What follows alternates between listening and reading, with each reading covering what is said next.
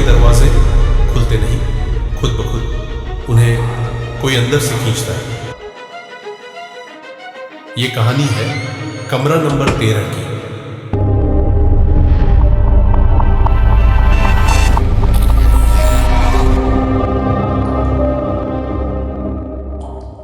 राघव एक travel blogger था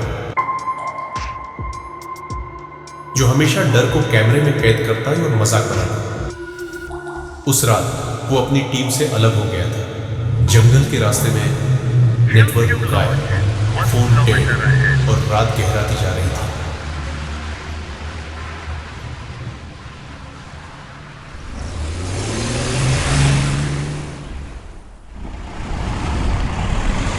जैसे ही लॉज दिखा, उसकी हालत देखकर सांस थम गई। छत टूटी हुई, बोर्ड अध टूटा और दरवाजा खुद ही खुला।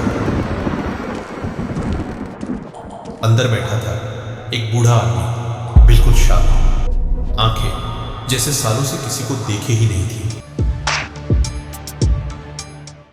उसने बिना कुछ पूछे एक चाबी आगे सरकाई।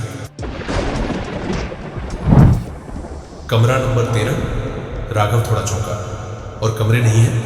बूढ़ा बोला, बाकी सब बंद है, अब ये तुम्हारा है।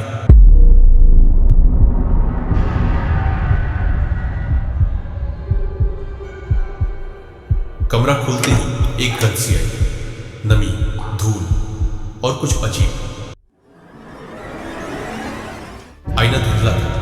बिस्तर के नीचे एक डायरी मिली, बहुत पुरानी। उसका पहला पन्ना था। हर रात 3:13 पर कोई दरवाजे के बाहर खड़ा होता है, खोलना मत, कभी मत। राघव हंसा, कैमरा ऑन कर दिया। रात के 2:30 बजे थे।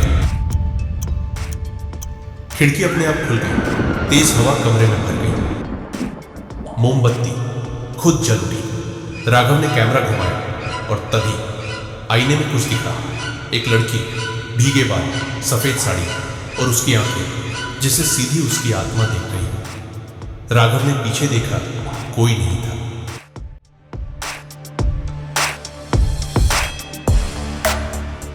डायरी के बीच एक पुराना पेपर चिपका था। कमरा 13 में एक लड़की की मौत, शव आज तक नहीं मिला।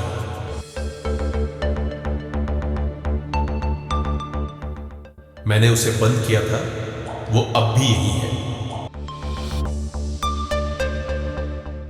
3 बजते ही दरवाजा खुद लॉक हो गया।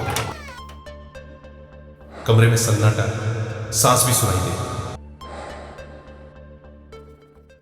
आईने में वो लड़की फिर दिखी, लेकिन अब वो मुस्कुरा रही थी।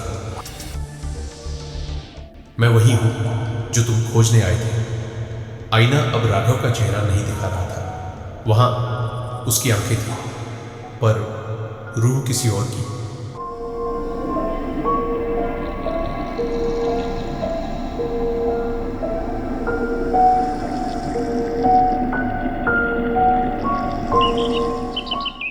अगली सुबह सब सामान्य था। वही बूढ़ा आदमी रिसेप्शन पर बैठा था। एक नया मेहमान आया। उसने दीवार की ओर देखा। वहां एक नई तस्वीर जुड़ गई थी, राघव की तस्वीर, लेकिन उसकी आंखें अब उसकी नहीं थी। वो मुस्कुरा रहा था जैसे कोई और उसके अंदर।